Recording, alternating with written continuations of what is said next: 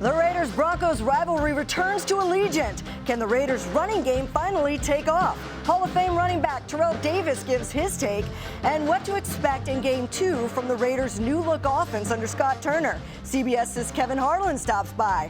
Plus, he always keeps it a buck. Raider Nation Radio's Q Myers breaks down the Raiders' defense. It's all ahead. The Silver and Black Show starts now.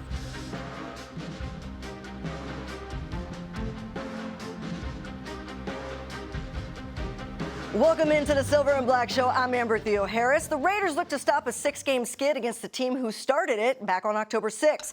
The Broncos are coming into the division rivalry fresh off a blowout win over the Falcons. Their rookie quarterback, Bo Nix, who was selected exactly one spot ahead of Brock Bowers in the draft, just received back-to-back Rookie of the Week honors. Now, as for Bowers, he was up for Rookie of the Week after that 126-yard game against the Dolphins. Both players assuring us that this age-old division rivalry between the Raiders and the Broncos will feature top-tier talent for many, many years to come. And he was once a rookie back in the day out of Georgia. He is now a Hall of Famer. Our very first guest, Terrell Davis, joining us to talk about the matchup. What's going on, TD? It's good to see you. What's going on, Amber? Good to see you. A long time no see. I know. Talking football like the old days. Hey, look, you played in those Broncos-Raiders rivalries back in the day. Do you have any great memories from some of those matchups? What stands out to you? Oh, wow. Yeah, it's, I go back to the days of Mike Shanahan where, he hated the Raiders, man. And so when he hated the Raiders, it made us hate the Raiders. And I never, really got into the rivalry like that until I played for the Broncos. But man, it was one where that week it felt like it was a Super Bowl. The way we prepared for the Raiders, the way we, attention to detail. And I do go back to my rookie year and talking about that game. It was a Monday night game, first Monday night game I'd ever played in. And I just told you how Mike made it seem like it was a Super Bowl. And it put so much pressure on me as a rookie that I had the worst game I'd ever had. Like it was by far the worst game. I was doing stupid stuff like, missed assignments, going through that game and thinking, all right, you know what? I know what big games feel like and I can't never do that again. So that was kind of a lesson for me not to make the games bigger than what they were. But certainly understanding that the Raiders, when they're on the schedule and we were playing them, you're going to get the best from the Broncos, man. So let's talk a little bit about what you've seen, from this Raiders team. Have you had a chance to check them out? And what are your thoughts on what's going on? It's obviously a bit of a tough season for the Raiders. Yeah, I have not checked them out a lot. I saw them when they came and played us, and I can't remember what week it was. But that game was trending in the wrong direction for Broncos fans. And you get the nice pick six right there from Patrick Surtain, which really changed the game because, the Broncos at that point were a team that didn't have the confidence, and you knew the streak was on the line. You knew that you lost to the Raiders, I believe, 7 or 8 in a row. And they're going in to score a touchdown. I believe the score was was it 10-0 at the time? It was 10-3. It was 10-3. 10-3. There you go, 10-3. And that could have been, like a 17-3 game. Who knows what the outcome would have been? But then, we had the big play to turn things around, ultimately winning that game. But what I've seen just from kind of the outside is that, the Raiders have been a team the last year or two that has been void of a quarterback. And they've tried to build other places to sort of, I guess, make up for that. And that's just hasn't been a strong point for this team. And, I think right now the confidence of where they are, it can't be very high at this point. You're basically a team that's struggling every year to put points on the board offensively. And, defense used to be pretty good, but they're also having some vulnerabilities on that side as well. Scott Turner is in charge of the Raiders offense, and they were able to get Michael Mayer back. So with Brock Bowers, they were playing 12 personnel. Finally, they could have 2 tight ends. That's what they wanted to do. And Brock Bowers has this huge game. But how do you think a scheme like that matches up with this Broncos defense that's top 3 right now in the NFL? Well, that's the great thing. Well, that's the good thing about Broncos defense. They can defend the run. They're really good at that. They can defend the pass.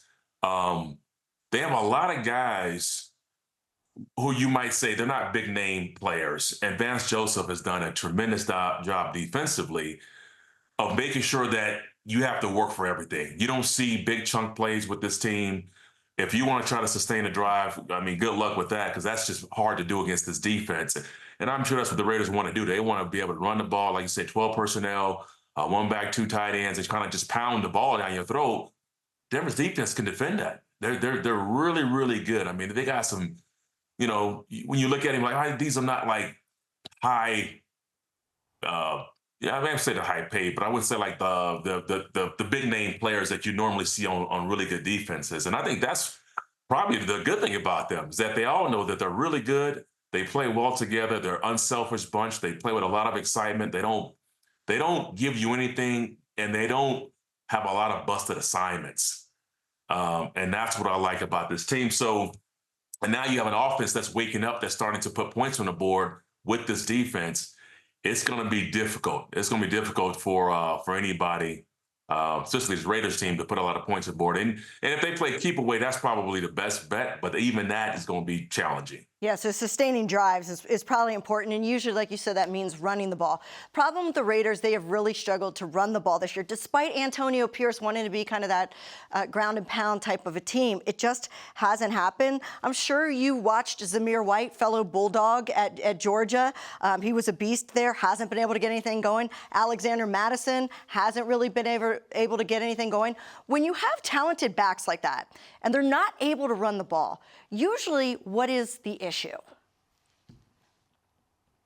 Well, it starts, I mean, I think it could be a few things, especially if the quarterback, if the scheme is not allowing breathing room up front, meaning if you're not threatening anybody in this, whether it's intermediate passing or deep passes, and teams are able to just deploy assets up front to stop you, that's a hard way to make a living. It really is, So a lot of times, you're saying you have to kind of run people into, to bringing people into the box where you can throw it, or you have to throw it enough to where you space people out and allow you to run it.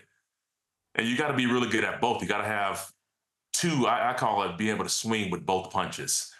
And if you think, all right, we're just going to commit to the run and, run the ball when we want to at will without threatening anything deep, again, that is a hard way to make a living. And the really good teams are able to balance all that out, Amber. And you know that, like, even with play action passes, where you're able to suck people up and then you got guys running free in zones. But that's earned. That's earned because you gotta run the ball. And then people say, all right, we have to commit to that, stopping that now. You can throw the football. So it's always a combination with all that. I've always found out too, the better I ran, the better the guys up front blocked. And the better they blocked, the better I ran. Yeah, so, it's chicken and egg. It's kind of the chicken and egg theory, that's for sure. That's exactly what it is. Before we talk about the Broncos, correct me if I'm wrong, but in your career back in 1998, you had to transition from a Hall of Famer quarterback in John Elway to Brian Griese, correct? He took over. Correct. He was a rookie that year. The Raiders could be facing something like that. People already looking forward to the draft, possibly taking a young quarterback. What is the progression of an offense like for that first year under a rookie quarterback? It depends. Sometimes the curve, it's short. Sometimes it's long, and you go in there with the approach that we know we've got to do more to help the rookie out. And we can't ask a lot of him at this point. Like, eventually he'll be good. And that's what it was with Griese, was we try to say, let's not put everything on his plate. If he throws a ball, it doesn't have to be a perfect ball. You got to make a catch. Rod Ed, you got to make a catch for him. A lot of times he's not going to make the proper call. Maybe there's a check that he has to make, and maybe the check is not correct. You got to overcome some of those mistakes. And you got to definitely build the confidence of a young quarterback. And I always give the analogy of like a pie baking in the oven, man. That's what a rookie is. He's a pie. He's a half-baked pie, and he's baking. And some cook at a different temperature, and the pie is ready. And sometimes there's too much heat, and you burn the pie, you burn the crust, and the inside is not ready. But it's really trying to figure out who that individual is and give them all the assets that's possible. But again, to me, it's going to fall mostly on people around him to nurture him in a way where he's You meet him where he is and bring him along slowly until he can take over. That's really the progression for me. Well, you experienced it. Let's go back to the current Broncos right now. Bo Nix just got back-to-back Rookie of the Week honors. He's baking at the right speed, I guess you could say, at the maybe even accelerated speed. Sean Payton, he wants to do certain things with his offenses. We've watched him with the Saints. We've watched him here. How can Patrick Graham and the Raiders defense take advantage of knowing, what Bo Nix is trying to do, what Sean Payton is trying to do? See, that's the tough part, man, because Bo Nix, the thing he's really good at is he doesn't give the ball away. If you notice that he has not turned the ball over in a while. I mean, he's been really, really just conscious of that. But he's also still making plays. And typically, when you have a quarterback that's making a lot of plays, you see opportunities where you can take the ball away from him. And I don't see that with Bo. When the play's not there, he's not just forcing it in there. He's running the ball. And so that's allowing us to move the chain, to take a negative play and at least make it a positive play. At the minimum, it's no gain. But he is managing the game as best. I didn't think he would be doing this right now. But when you watch him, he is starting to look like he is a veteran. So with him, they do a really good job of, and I said this, that Sean Payton has met Bo where he was, and I know Sean wants to get back and throw the ball. He wants to, that's his game, the old Drew Brees looking quarterback. But Sean had to get to more of the, all right, let's do some RPOs, let's do some read options, let's do play action, let's do movement passes until Bo gets comfortable. And we're seeing that now. Now you can implement and throw in a little bit more drop back passes with all the movement plays, because now he's starting to see it better. Early in the season, I was watching him, and he'd drop back, and he'd feel some pressure. And it wouldn't even be real pressure, and he would bail out of the pocket, or he'd run. He'd bail out the back instead of climbing through the pocket. Now you're starting to see him more. He feels it. He knows it's there, but he's not reacting to it. And that, to me, is a sign of a guy who's maturing really fast. He's seeing a lot of he can see the reads really well. He's throwing on time now. So, yeah, Amber, I think you guys are getting Bo at a bad time. I think you're getting him at a... we all just watched the Mike Tyson fight, and Mike Tyson's famous quote is, everybody has a plan until they get punched in the mouth, and Max Crosby is going to be coming off the edge there. So let's see how the rookie does after Max punches him in the mouth. I have one last question before I let you go. If you're such a great football mind, you've been around the best of the best, especially as GMs, talent evaluators. If you were the Raiders GM and you had to do one thing to start to fix this team and move the franchise forward in 2025, what would you do? Wow, Amber, you asked me that question. Well, you spoke about the quarterback, so I thought maybe that's where you would start. Yeah, because that's what I know from looking at them on the outside, outside looking in. I don't have it. I don't see it from the same perspective you have it. But yeah, I guess that would be it. I mean, it's to me the obvious piece that most teams need to fix is that. It's like you got to have that. You have to have that guy that you trust, that you are like, all right, this is our guy.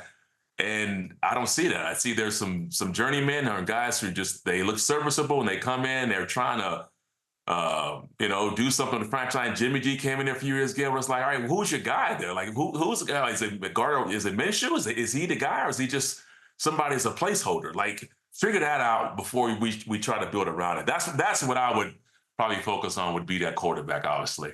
All right, well, TD, I appreciate your time. I can confirm that you did not gain the favor of any more Raider fans with your analysis today. Thanks for coming into enemy territory, man. Thanks for coming into enemy territory. We appreciate your perspective and your time. It's good to see you. You too, Amber. Have a good one. Coming up, the man with the magical voice, Kevin Harlan of CBS, joins the show as we continue to get you ready for Broncos Raiders this Sunday. Some days are long, some nights never end. I'm on the fleeting seconds flight. I pray to the coming wind. And timelines never stood around for me. I've loved every sky I've ever seen.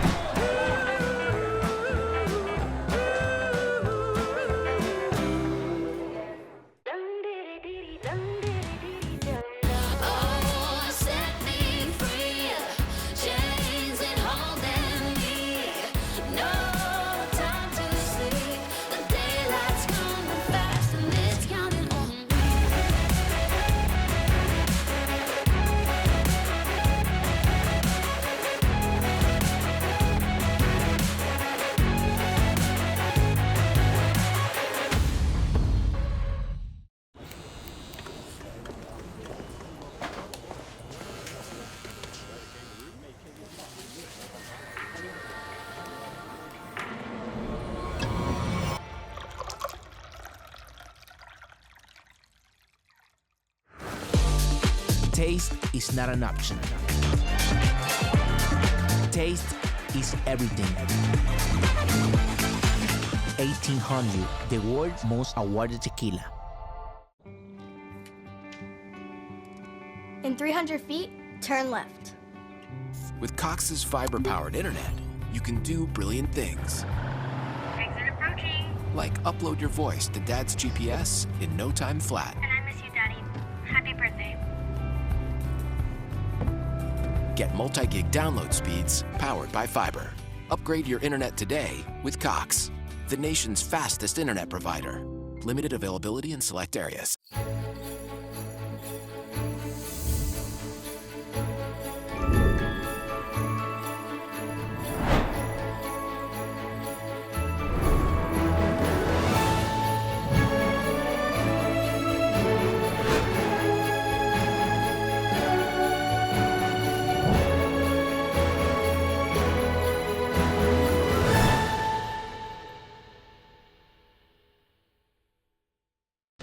The Silver and Black Show is brought to you by Cox, proud partner of the Las Vegas Raiders.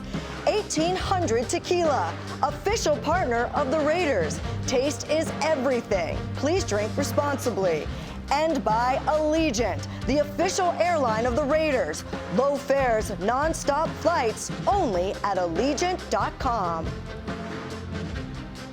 Welcome back. Scott Turner's new look offense showed signs of life out of the bye, but this week they face a top 3 defense when the Broncos come to town. The man who will be calling the game for CBS, I think he's the best voice in the business, Kevin Harlan, joins the show to talk about it. And Kevin, it's so great to see you, first of all. How you doing? Thank you, Amber. I'm doing great, and especially now that we have a chance to visit. Hope you're doing well, and looking forward to coming to Las Vegas this weekend and maybe get a little momentum for those Raiders against a very difficult Denver team. We saw them 2 weeks ago against the Chiefs at Arrowhead. We did that game, and Nix is nothing like he was, the rookie quarterback for the Broncos. This is a solid team, very much in the playoff conversation in the AFC. They'll be difficult. And the Raiders are going to look to slow them, try to slow them down and get their feet under them. What is the number one thing that you're going to be looking for early on as you're calling this game in the first quarter? Well, it'd be great if the Raiders could run the ball, right? I mean, that is something that I think would best epitomize what Antonio is all about, a consistent run game. But you got a young offensive line, and you've got changes now with a new interim offensive line coach, new coordinator, acting interim coordinator. You know, there's a lot of change for a team trying to get some traction. It's very difficult. And you don't want your quarterback throwing 43 times a game like Gardner had to do in Miami. So getting that running game going would be huge. The problem is the Broncos played a pretty good run team in Atlanta last week and held one of the best running backs in the NFC, Bijan Robinson, and that running attack to like 50 yards. So they have really keyed on the run. They did a good job stopping the run of the Chiefs 2 weeks ago at Arrowhead that we saw. And so getting that running game going is a priority for the Raiders and something that the Broncos, at least right now, are showing they are very good at. Like you said, you had a chance to call the Chiefs-Raiders game, so you saw what the Raiders' offense looked like before the bye. Then you have a chance to review the film against the Dolphins this week as you prepare for the game under Scott Turner and Norv Turner. Did you see anything different under the Turners that stood out to you in the offense? Well, clearly there are going to be some different concepts and schemes that they're going to put in there, and you can't do it in 1 week. You can't do it in 2. That's why you've got training camp and an off season and things to get ready for the regular season. This is a very difficult thing for the Turners to go through, as it is for the team. However, you never know when that match is going to strike and how you can ignite something under the offense. And as each week goes on, they learn a little bit more about what they need to do and how they need to do it. So it's a work in progress for sure. But I never say in this league that the difference between a team like the Broncos on the rise and some of the elite and teams that are just clawing to get to that level, it's so thin. Mm-hmm. And it's a play here, a turnover there. getting a first down, sustaining a drive. Sometimes you just don't know what's going to happen. Now, listen, as we know, the Raiders gave the Chiefs a couple, a very tough game out in Las Vegas not too long ago, a month ago. So there's no doubt that they know the Broncos as an opponent. They're familiar with their personnel. And when you've got that familiarity, anything can happen. So I'm very open-minded about what could happen on Sunday. We saw the Raiders give the Chiefs a difficult time a month ago, as I said. There's no reason they can't do the same thing against Denver this weekend, even with the momentum the Broncos have coming into the game. Yeah, and people forget this was a 5-point game against the Dolphins and late in the fourth quarter, and then they blew it open at the end, so it was closer than it looked. One highlight this season has been Brock Bowers, the rookie, and he was targeted 16 times last week under Scott Turner. He caught 13 of them. Broncos defensive coordinator Vance Joseph is definitely going to know what's coming. Like, he knows it's going to Brock Bowers, but does it even matter because he's that much of a mismatch? Well, and the thing is, an excellent point, but Bowers is playing all over the field. He's playing every position, and sometimes he's wide. When you take a tight end and put him wide like they do in San Francisco with Kittle and they do in Kansas City with Kelsey, you create all kinds of weird mismatches, and the defense has got to respond. And from play to play, you don't know where he's going to be. So that's part of the genius in what that offense is going through, and a great credit to Bowers that he knows each of these positions so well, receiver and tight end responsibilities. So that's a great place to begin. Listen, he's healthy, he's young, he's tracking for a historic rookie record for tight end receiving and yards. His yards after catch are top 10 in the NFL. I mean, you can do it all. If you've only got one horse to ride, get on the horse and ride him. And that's what they're doing. Yeah. And sometimes by riding a guy like that, it opens up opportunities for Tucker or for the running game or for who knows who. So you go with your strength. You dare them to try to figure it out. Things will tilt toward Brock and where he's positioned, but it could open up opportunities for others, and that's what the Raiders are clearly hoping for. And Kevin, that's a really good point. But I almost could say the reverse, that one of the reasons that Brock Bowers does get the opportunity is because you have to respect Jacoby Myers. Is Jacoby Myers one of the more underrated receivers? Now, defensive coordinators will probably tell you a little different, but you just don't hear a lot about him. But everybody knows you have to account for him. Well, we know he can throw it. We know he can catch it. We know he can run after the catch, and we know he can run the ball if he's going to get it on a sweep. No, he's that versatile piece. The couple with Bowers, you don't need that many. You only need 2 or 3 guys to completely mess up a defensive scheme.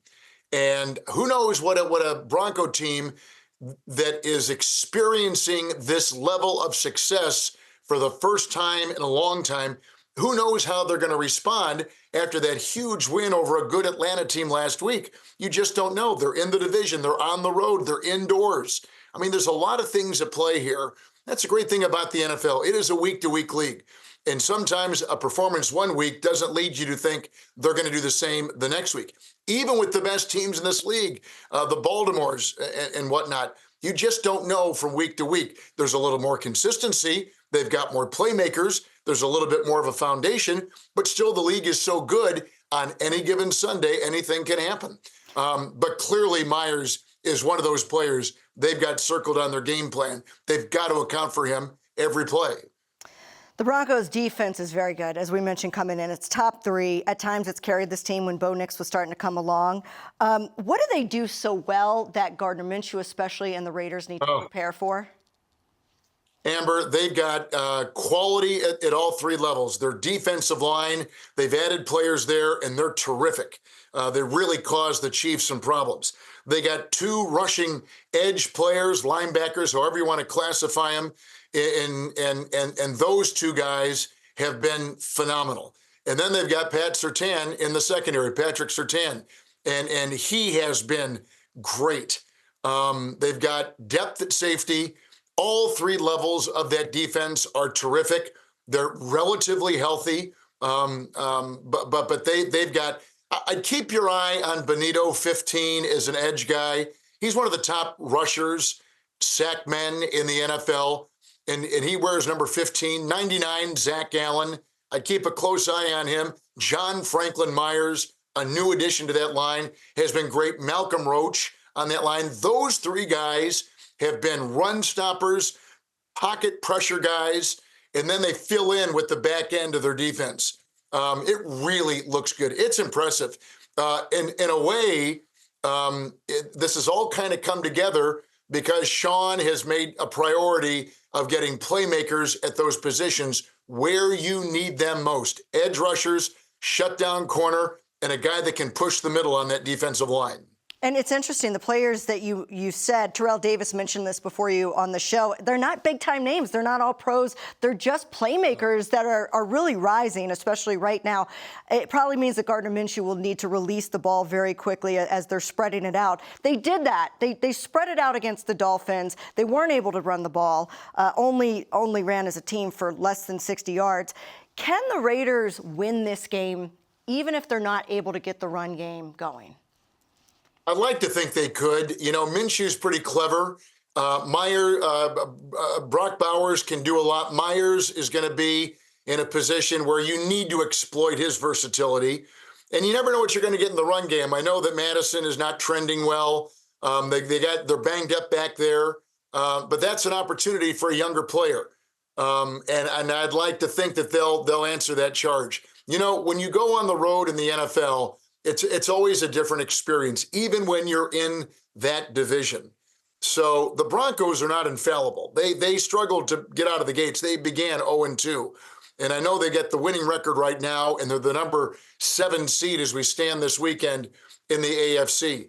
But this is still a team finding its way with the new voice and a new set of expectations because they are in that playoff position. So, and we have example after example after example in this NFL that even the week before Thanksgiving and beyond, teams can spin their seasons around.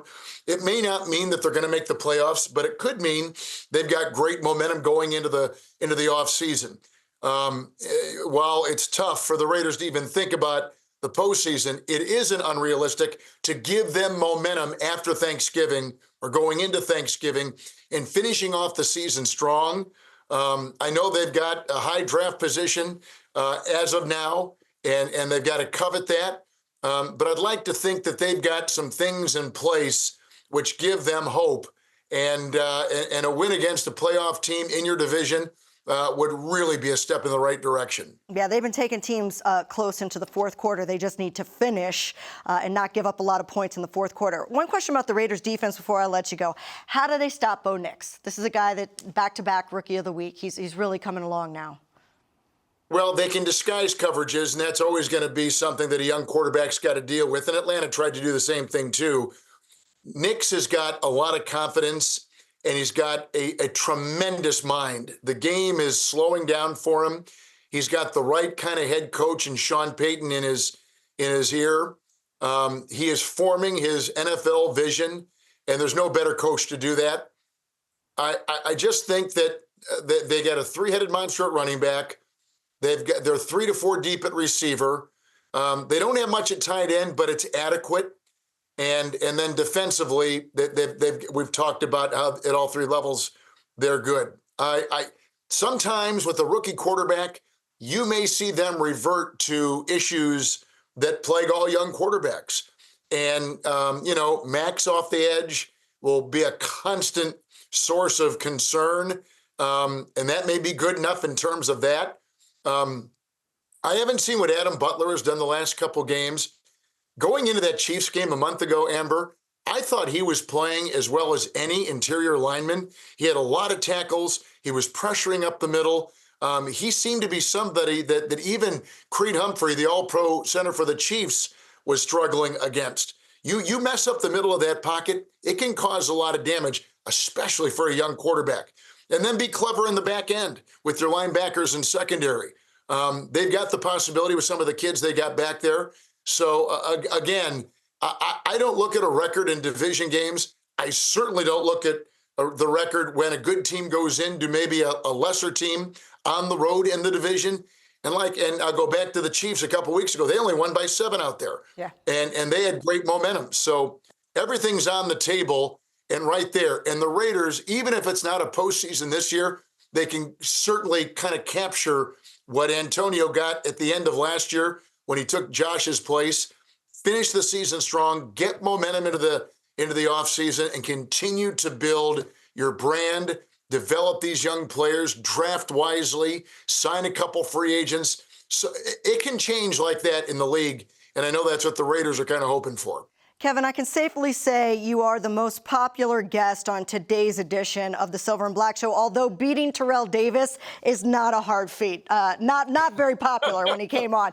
But we appreciate you, Kevin. Thanks for taking some time.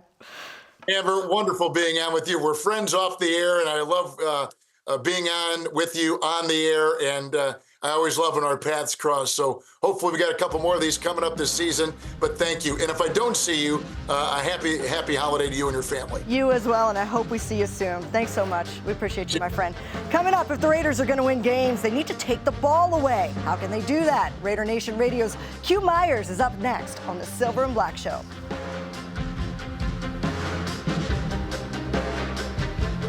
Every year, millions fly with us at Allegiant because together, we go places.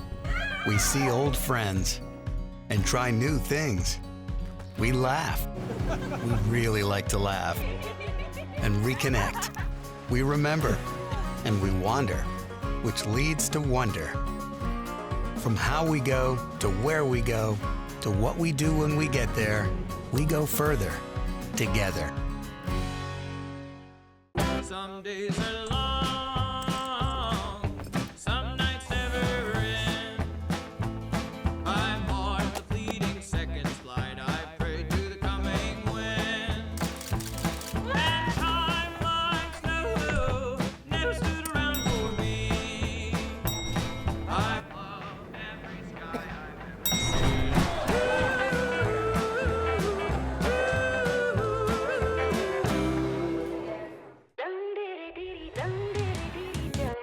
Oh, set me free. Chains ain't holding me. No time to sleep. The daylight's coming fast and it's counting on me.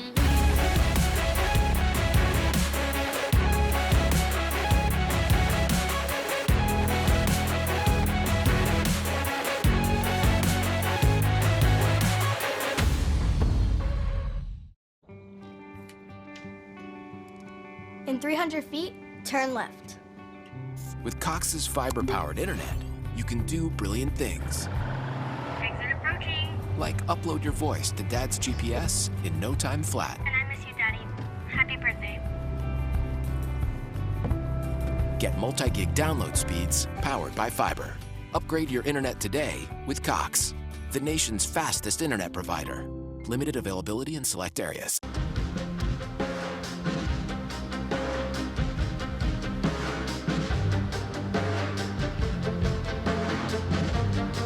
The Raiders defense struggled out of the bye as injuries and inexperience continue to be an issue. Sunday, they welcomed the Broncos, who have been finding their own groove with rookie quarterback Bo Nix.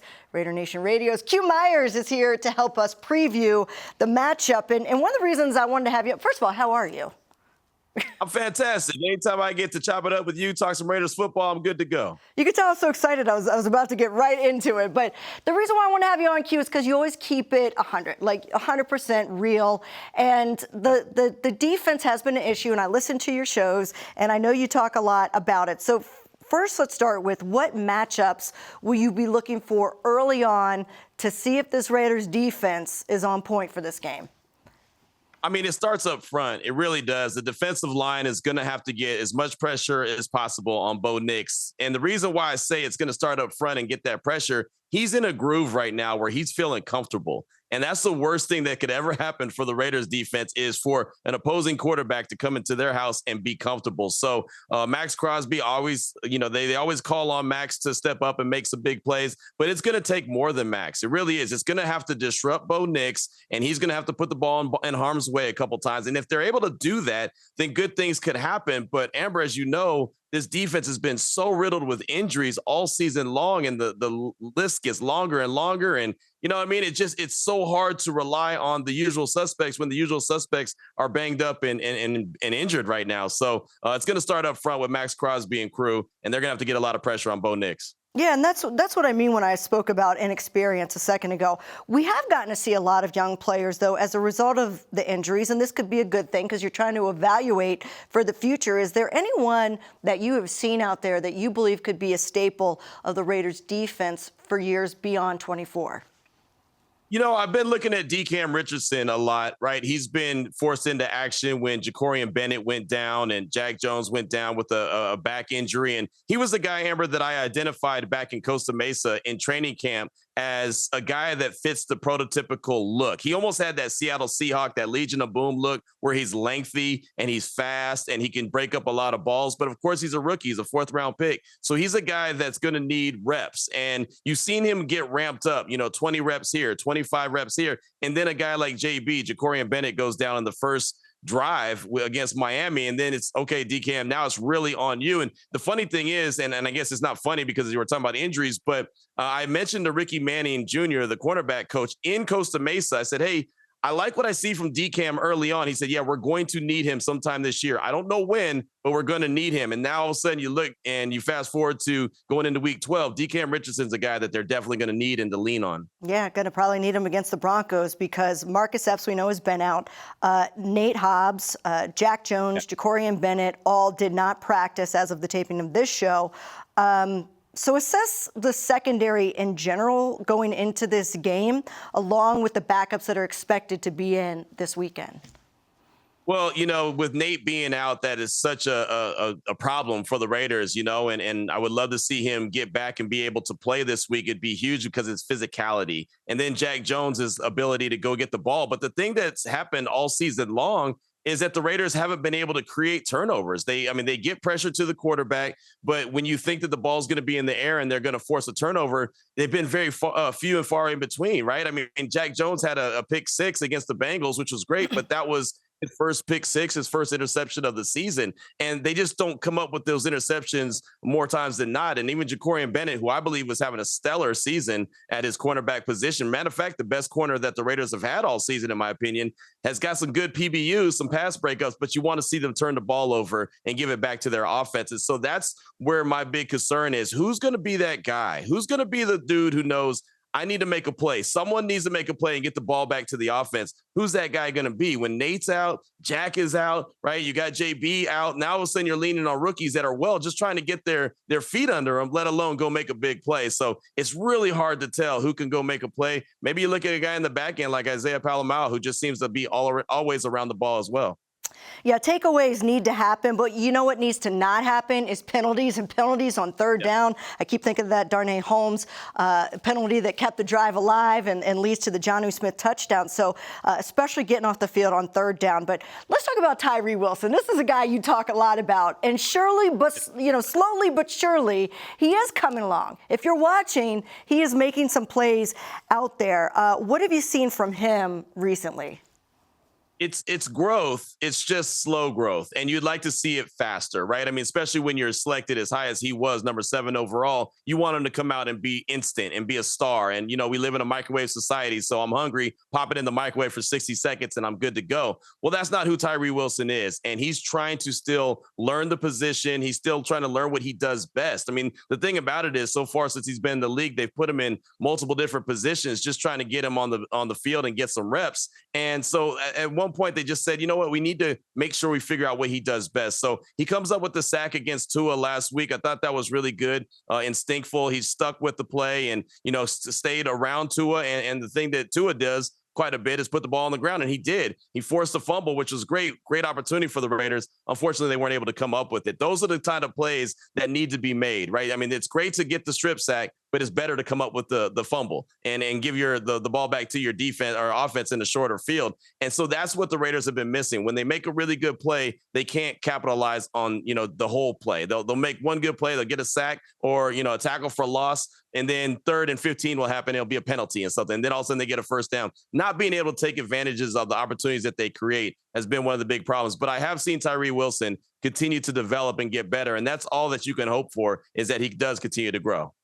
I'll tell you one thing the Raiders defense could do better. They got to hold the line in the fourth quarter. They're taking very close games into the fourth quarter, and right now they're giving up 9.6 points in the fourth quarter on average. And it's making these losses kind of deceptively look lopsided, and they haven't been. What is happening in the fourth quarter?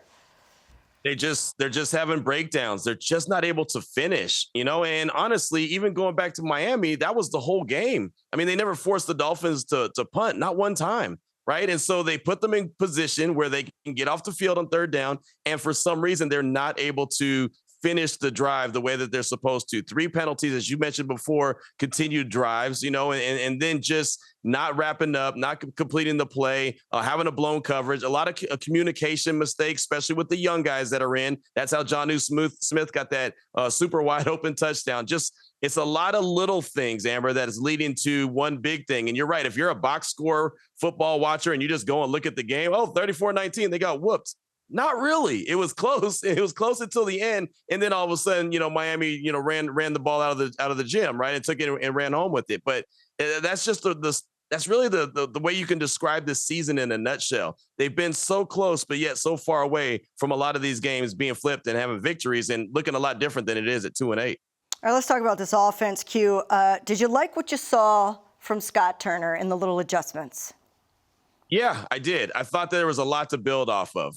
One, getting the ball to your playmakers and Brock Bowers, Jacoby Myers, guys like that makes a lot of sense, right? It's good things happen when Brock Bowers gets the ball. I mean, this guy is incredible. Everyone knows he's the number one target for the Raiders, and he still comes up with 13 catches and 126 yards and a touchdown. I mean, that just lets you know how good he really is. So the fact that he didn't just get targeted in the first half and then go away in the second half like we've seen before, I think that was really a good thing. Scott Turner clearly has experience play calling, and it showed. And now they still couldn't run the ball. Right, that was a problem. They got a couple good runs from Jacoby Myers and Trey Tucker, but that was really it. I mean, 60 yards total, and 20 of them came from Jacoby Myers on the end around. So you know that they still aren't being able to run the ball, and hopefully that's the wrinkle that you see added to the game this week, where, okay, not only can they pass the ball really well, not only do they get the playmakers involved, now the offensive line is opening up holes for the running backs, whoever that's going to be, Amir Abdullah, Dylan Lobby, or other, because, again, injuries have been the theme for the Raiders all 2024. So, yeah, I do like what I saw from Scott Turner. I'd like to see him expand that a little bit more and maybe take a couple deep shots, as AP said they were called. They just weren't able to execute them. Yeah, getting Trey Tucker involved would certainly be nice, because we saw that in the preseason, that connection. One positive about this Raiders offense, they converted 57% on third down against the Dolphins. But then they get into the red zone. So they're moving the chains. Then they get into the red zone, they go 1 for 3. What are you not seeing inside the 20? What's failing inside the 20? They're not throwing the ball into the end zone, right? I mean, it's great to throw the ball short. Hallelujah. I've been screaming that. How about you throw the ball in the end zone? Good things happen. You could throw the ball into the end zone to your playmakers, and some good things could happen. But a lot of times they're throwing the ball short and expecting a guy to break a tackle or 2 or 3 and try to score that way. And it's not a good recipe. And it hasn't been a good recipe for the Raiders for some years now. And I don't know what it is when they get to the red zone. It's like, yeah, let's try to throw it short and make this guy break some tackles. No, Jacoby Myers is a big body. Big Mike is back. He's a big body. Brock Bowers can get open in a phone booth. I mean, you've got to be able to throw the rock with confidence into the end zone, and some good things can happen. And, if a bad thing happens here and there, I might have to live with that, just because I want to see the ball thrown into the end zone, because I do believe that the Raiders could score touchdowns that way. Yeah, the great Wayne Gretzky said you miss 100% of the shots you don't take. Take a shot in the end zone. All right, nobody's talking much about Brock Bowers' draft mates. Everybody's talking about Brock, understandably so. What is your assessment of the rookie linemen of JPJ and DJ Glaze, what they're doing? Very, very happy about those guys. Very happy with their production. Are they going to make mistakes? Sure. It's their rookie year. They're going to make mistakes. JPJ obviously was banged up coming out of training camp, didn't get the start when the season started, but him at the center position looks really good. I think that the Raiders have a foundational center for years to come. That's a guy that you should get really excited about. And it's very rare that, a fan base gets fired up about a center. But every day on Raider Nation Radio 920, I have people calling in and saying, man, I love JPJ at that center position. Make sure you keep him there. He's got that nasty. He's got that Wisniewski in him, which, Wisniewski is one of the 25 Pro Football Hall of Fame, semifinalists. So we're hoping that he's able to make it into the Hall along with EA as well. But, he's got that nasty to him, that play through the whistle to him. And he looks like a Raider. And DJ Glaze is a guy who hasn't blinked, Amber. I mean, he got thrown into action in training camp because Thayer Munford got banged up. So it's like, all right, rookie, hey, 4th round pick out of Maryland. Shout out to Maryland. You're in there and you got to do something. Oh, you got Max Crosby going up against you, and he didn't blink. Was it perfect? No. Right? Has it been perfect all season? No, but he hasn't blinked, and he keeps arriving for the challenge, and he keeps stepping up and doing some really good things to let the powers that be, Tom Telesco, Antonio Pierce, everyone who makes decisions know, hey, I'm a guy you can rely on. So I'm very pleased with the first 3 rounds of picks that Tom Telesco had in this past draft. And really, it's been a long time since I've said that in a rookie year for 3 picks that the Raiders have made. But Bowers, home run. JPJ, absolute good player. And then DJ Glaze, same thing. So I'm glad that Telesco made all those selections. Yeah, DJ Glaze, the Fighting Turtles, we're just built different. It's just something in our blood. All right, finish this sentence. Shout out to Maryland. Let's finish this sentence.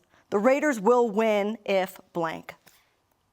They create 2 turnovers. They've got to turn Bo Nix over multiple times and give Gardner Minshew short fields. With Scott Turner's ability to call plays, I think that he could take advantage of a couple short fields and get the Raiders into the end zone as opposed to settling for field goals. But the defense has got to make some plays. Someone's got to step up, make that play on 3rd and 9. Like, I always ask for Max to make that play, right? And I know Max gives everything, and I would never talk bad about him, and I'm not talking bad about him. I don't want anyone to get that twisted. But every once in a while, it's a 3rd and 9, a 3rd and 8, 3rd and 7, and you just need someone to dig deep and get that play. I need Max Crosby to make that play every once in a while because the team goes as he goes, and he knows that. He wants to be legendary. He needs to make a legendary play to help his team get the ball back or even get into the end zone. I'd love to see that from Mad Max in that defense. Hey, that's fair. That's fair analysis right there. 1 of 1, Q Myers. We appreciate you being with us. Thanks so much, my friend.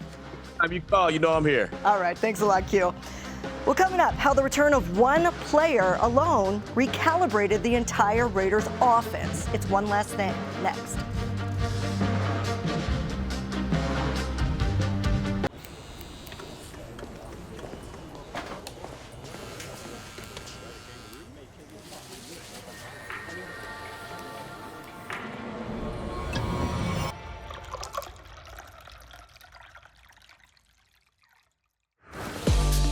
Taste is not an option. Taste is everything.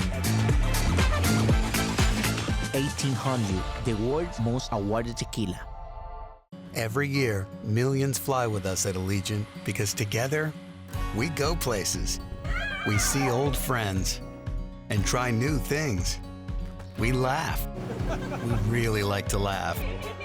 And reconnect. We remember. And we wander, which leads to wonder.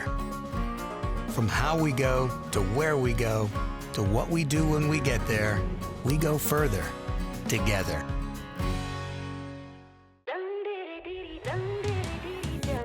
Oh, set me free.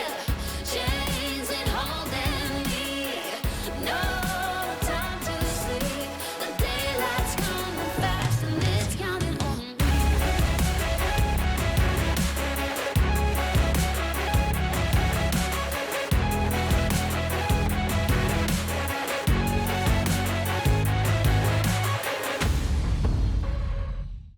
Some days are long, some nights never end.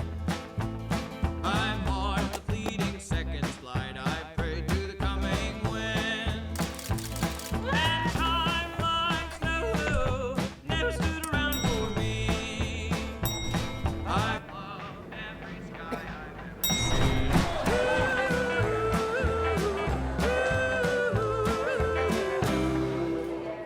Celebrate 65 seasons of Raiders football. Be a part of our legacy with a special edition brick featuring the exclusive 65th anniversary logo. Get your brick installed at Allegiant Stadium, along with a replica for your home or office. Order now and support the Raiders Foundation, benefiting military and veterans, wellness initiatives, and youth development. Secure your place in Raiders history today at RaidersFoundationBricks.com. The Silver and Black Show has been brought to you by Cox, proud partner of the Las Vegas Raiders, Ticketmaster, the official ticket marketplace of the Las Vegas Raiders and the NFL, and by Allegiant, the official airline of the Raiders.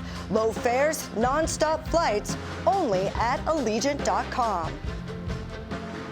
Time now for one last thing. The return of Michael Mayer might be the single best thing that's happened to Brock Bowers all year. Here's why. It allows Scott Turner to run 12 personnel, which is 2 tight ends on the field. It's what the Raiders intended to do all year, but just couldn't do effectively with Mayer out. Last week, the return of number 87 allowed the Raiders to take 46% of their offensive snaps in 12 personnel versus an average of only 27% in weeks prior. It's no coincidence that Bowers had an offensive rookie of the week type of performance with 126 receiving yards and a touchdown, so Mayer's presence was definitely felt. It felt good to have him out there. We looked like what I thought we looked like in our 12 personnel package. And I think that was a big part of our offense. And it's going to be a big part of our offense going forward. The Raiders selected tight ends in back-to-back drafts because they looked at teams like the Ravens, 49ers, and Chiefs, who all ran 12 personnel successfully in recent years. It's a simple equation. One stud tight end is hard enough to defend in the NFL, let alone 2? That's a whole lot of mismatches. So now that the rust is knocked off, could we see even more big games from both tight ends? Let's sure hope so. That'll do it for us. It's Broncos, Raiders, 105 kickoff from Allegiant. Make sure you get there early, everyone. We'll see you after the game.